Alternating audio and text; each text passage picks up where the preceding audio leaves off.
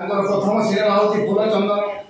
तापर एमती 135 खंड बही से अभिनय कर 30 खंड बही कर बंगला आ गोटे बही कर हिंदी रे बाकी समस्त बही ओडिया कर सिनेमा को जी थे देखी बारंबार देखा इच्छा हुए कहीं सिनेमा जीवंत अभिनय को से करती तेणु आज बहुत दुख लगुच से आम मान दुखर सागर भसई चली आज सारा ओडिशा माटी झुरुची घर बारिपदा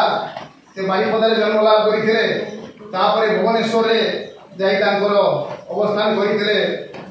सिने जगत टिके दूरे आसी शेष देखा